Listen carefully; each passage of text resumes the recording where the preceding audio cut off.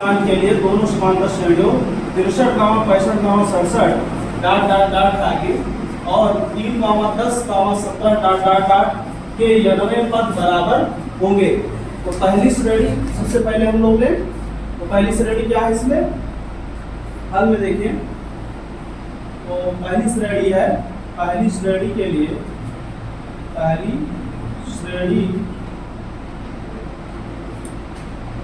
श्रेणी के लिए 63, 65, 67 इसका प्रथम पद कितना है? प्रथम पद ए बराबर कितना है? 63 और सार्वधातुक इसका निकाले तो कितना होगा?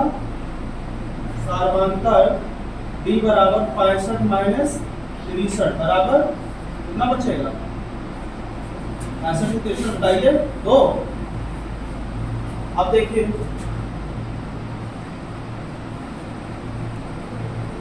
श्रेणी का यनवा पद फार्मूला क्या होता है? a plus n minus 1 into D. तो a की वैल्यू कितनी है? 63 प्लस n की वैल्यू तुमको ज्ञात करनी है n माइनस 1 और d की वैल्यू कितनी है? 2। मल्टीप्लाई कर दीजिए। 63 प्लस 2n करना 2n और 2 जा 2। 63 में 2 और प्लस के लिए कितना बचेगा? 61 प्लस 2n। अब इसको छोड़ दीजिए ऐसे। आगे देखिए दूसरी श्रेणी के लिए, दूसरी श्रेणी के लिए दूसरी श्रेणी क्या है? 3, 10, 17 इसका प्रथम पद कितना है? a बराबर 3 और सार्वधातुक निकालिए तो कितना होगा? 10 माइनस 3।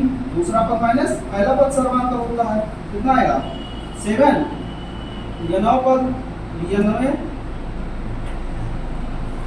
पद के लिए फार्मूला क्या होता है? a plus n minus 1 into D.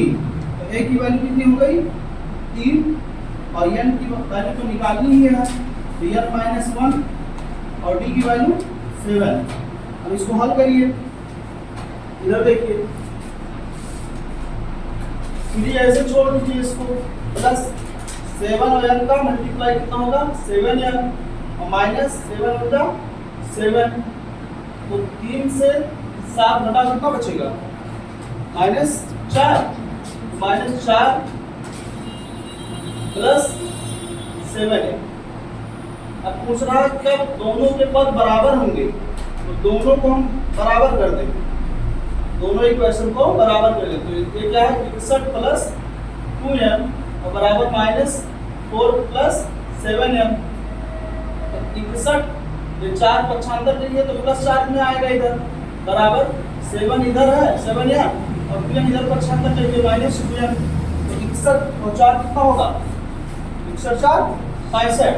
तो 65 बराबर ये कितना बचेगा? 5n। तो n इक्वल टू 65/5। 5 करना 5 13 बचे 65। n बराबर 13।